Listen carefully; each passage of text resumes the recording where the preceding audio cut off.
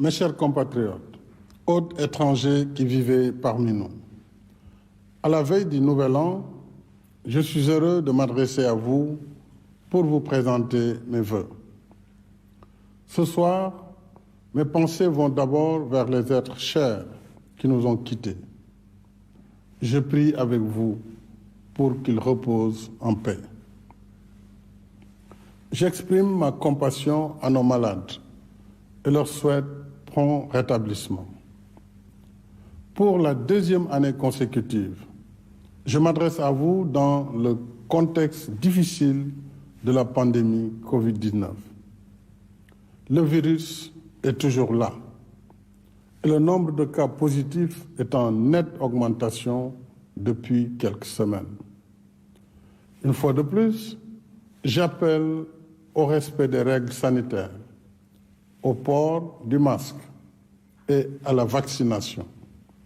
Surtout que le vaccin est disponible, avec plus de 5 millions de doses reçues à ce jour, et que c'est le seul moyen de prévenir les cas graves. À l'épreuve de la crise, notre système de santé reste résilient. Nous le devons au dévouement et à l'expertise de notre personnel de santé que je salue et encourage.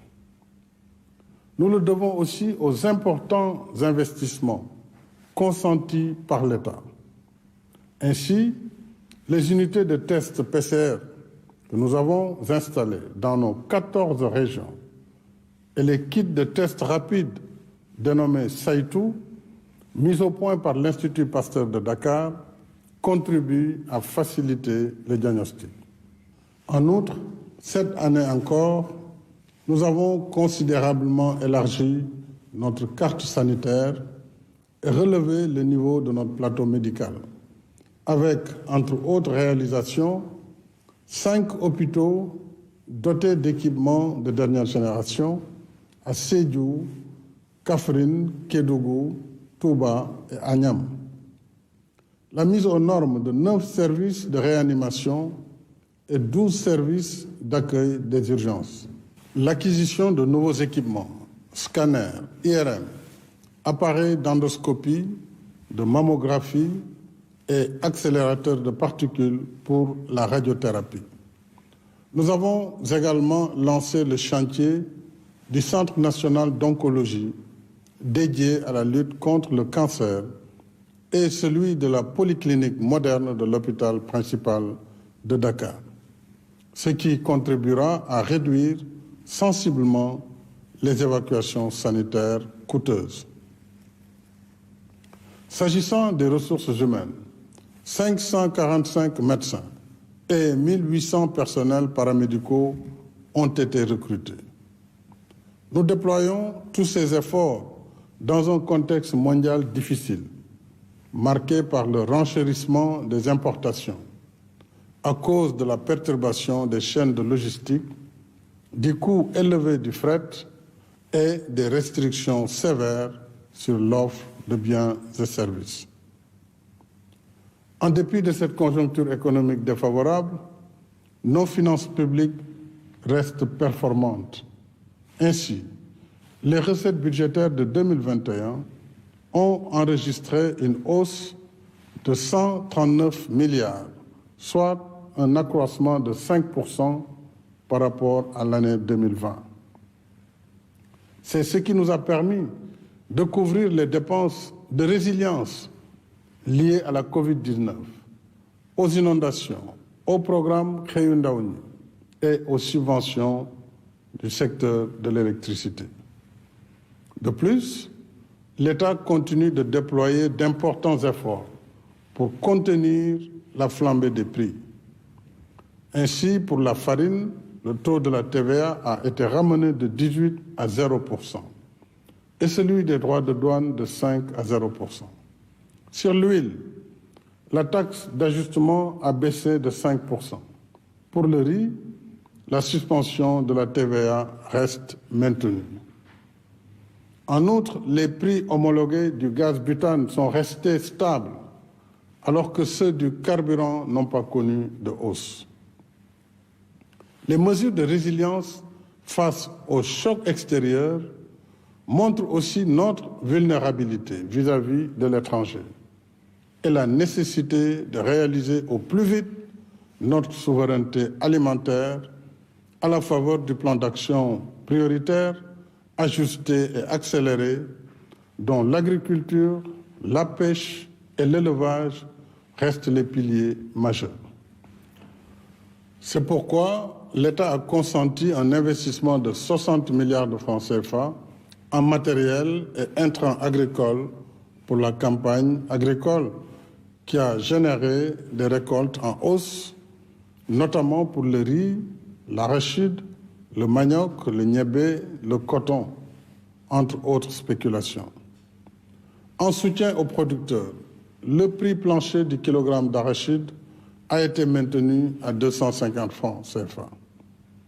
Afin de moderniser davantage le secteur agricole et booster ses chaînes de valeur, nous porterons en 2022 les fermes Natangué à 1044 unités, en plus de la finalisation du programme d'acquisition de 700 tracteurs, 50 moissonneuses-batteuses, 400 kits d'irrigation, 100 magasins de stockage et 20 chambres froides.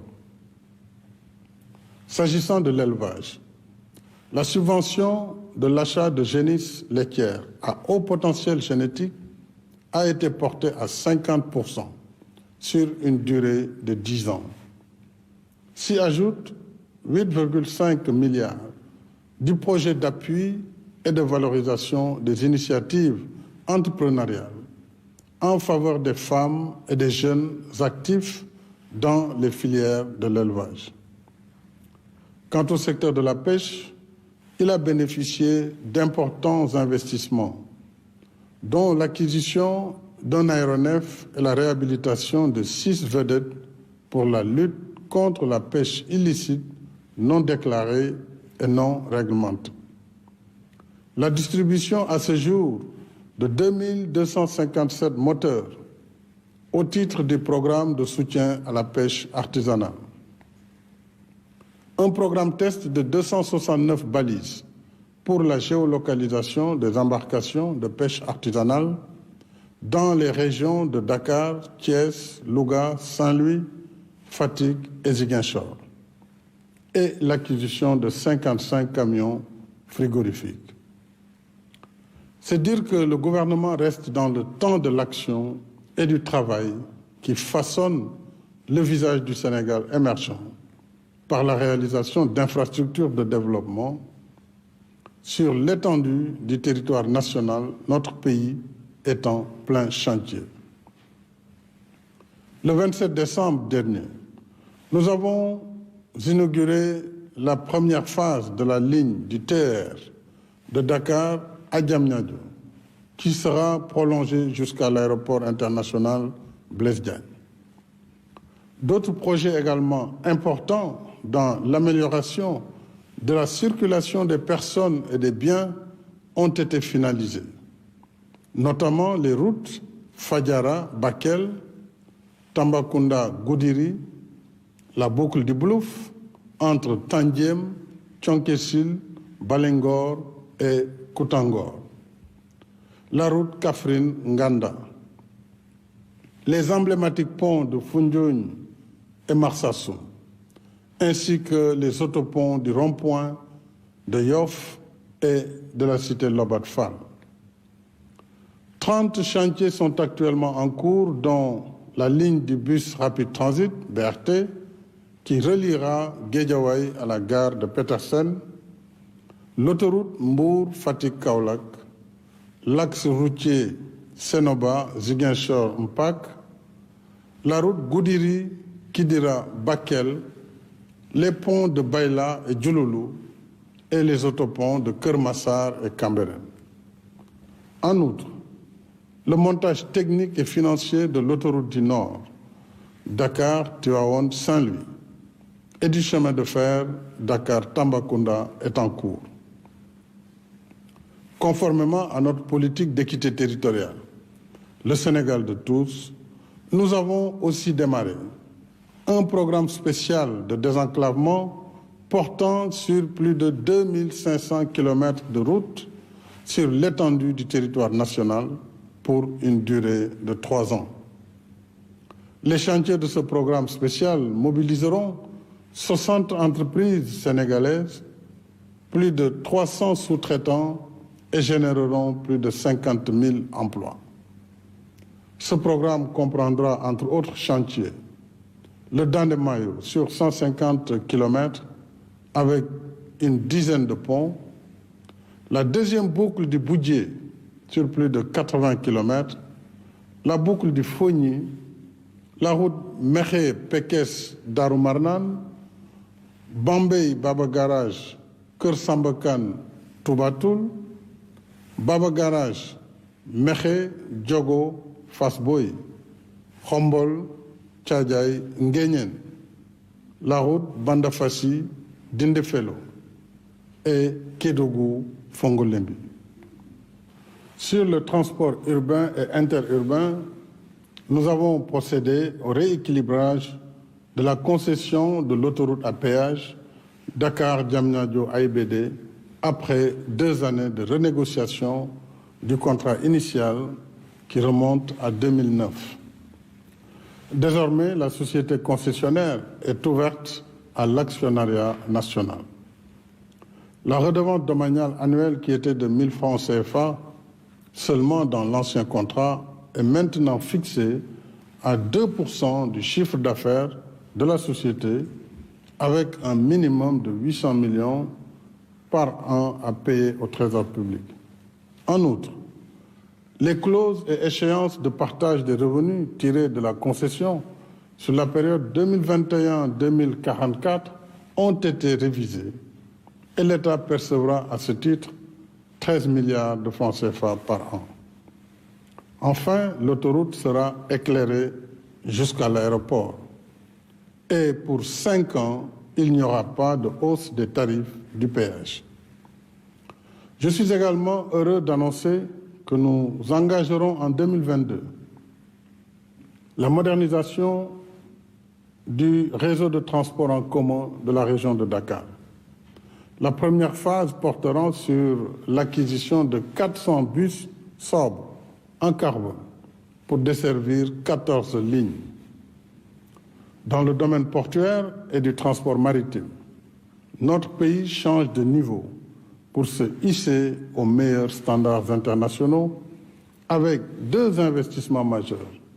Le port minéralier et vraquier de Bargny-Sendou, dont le chantier sera bientôt achevé, et le port du futur à Ndayane, dont nous lancerons les travaux ce lundi 3 janvier.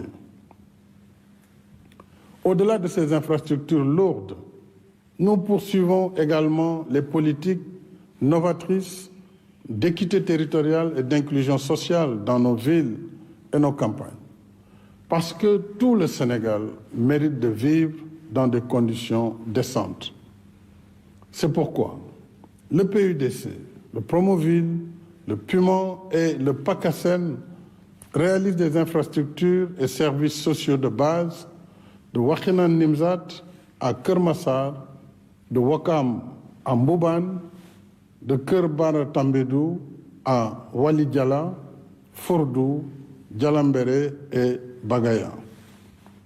Ils aident à moderniser nos villes et désenclaver nos localités isolées, installent des forages et des structures de santé, apportent la lumière et équipent les femmes pour alléger la pénibilité de leur travail. Ils revitalisent l'économie rurale et offrent des opportunités d'emploi à notre jeunesse. La dynamique d'émergence, c'est aussi l'accès universel à l'électricité. Nous sommes sur la bonne voie avec 1600 MW de capacité installée. L'extension du réseau de transport et de distribution sur les axes Kaolack-Tambacounda-Kédougou, Touba, Linguère et la poursuite du programme de 115 000 lampadaires solaires.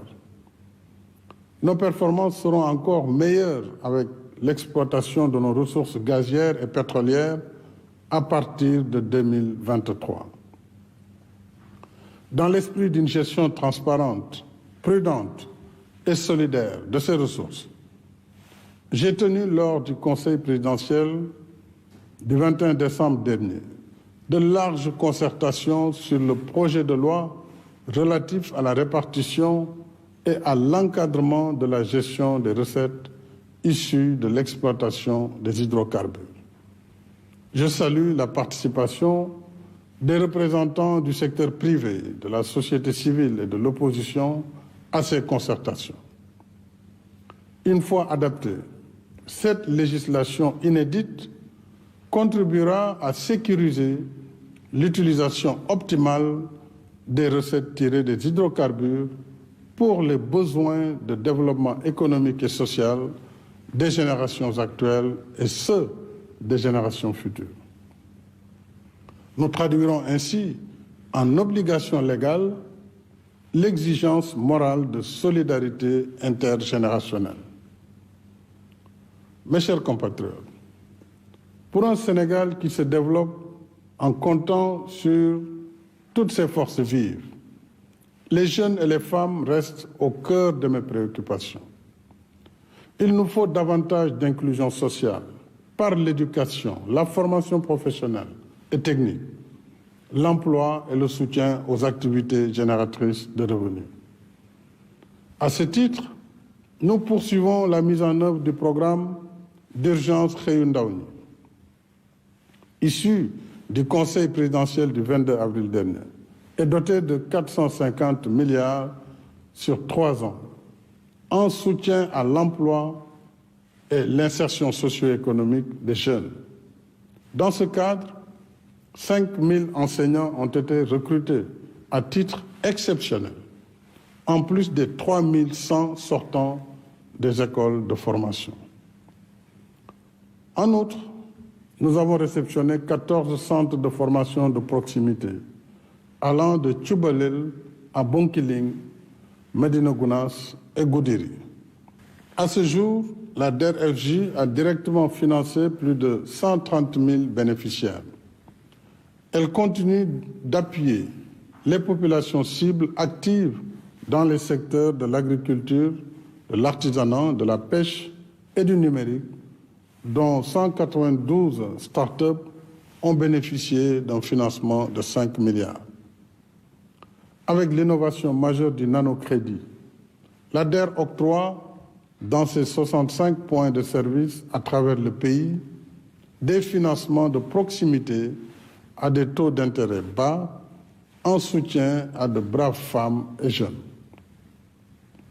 En outre, la mise en œuvre du programme Xëyu Ndaw ñi au sein des pôles emploi et entrepreneuriat ouverts dans les 46 départements se poursuit conformément à l'équité territoriale qui sous-tend ce programme. Je suis également heureux d'annoncer que nous livrerons à notre jeunesse sportive le 22 février 2022 le Stade du Sénégal. Ce complexe moderne de 50 000 places, éclairé au solaire, est doté de commodités répondant aux meilleurs standards en la matière, y compris 2 terrains d'entraînement, dont un de 2000 places, avec une piste d'athlétisme aux normes internationales. J'ai saisi l'occasion pour encourager nos chers lions du football et leur souhaiter bonne chance pour la Coupe d'Afrique des Nations. Ce soir, je voudrais aussi redire combien je tiens à la poursuite des initiatives et programmes d'autonomisation et de protection des femmes par la lutte contre toutes les formes de violence faites aux femmes et aux filles.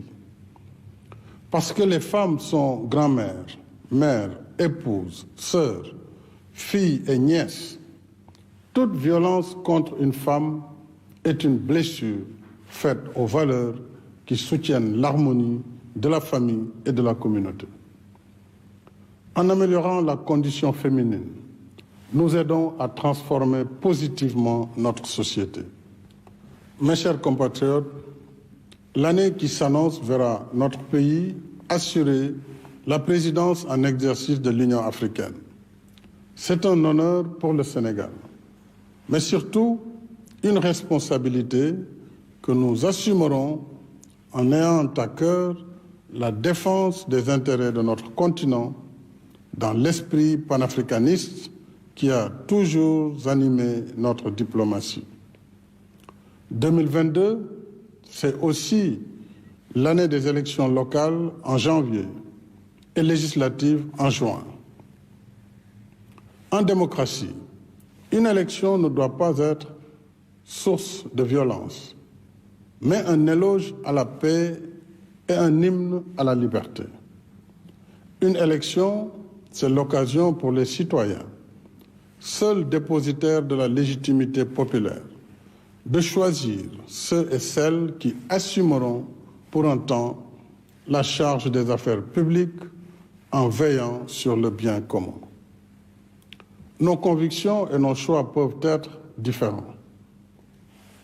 Mais pour l'histoire et le destin qui nous unissent, nous sommes tenus de préserver la paix, la sécurité, l'unité et la stabilité de notre pays. Ce sont là les fondements de la nation sénégalaise, le socle sur lequel repose notre vivre ensemble, dans la fraternité et la cohésion sociale. Alors, allons aux élections dans le calme et la sérénité et continuons ensuite ce vivre ensemble qui fait la force et la cohésion de la nation sénégalaise. Souvenons-nous surtout que les générations antérieures nous ont laissé en héritage une nation qui nous rassemble sous son aile protectrice.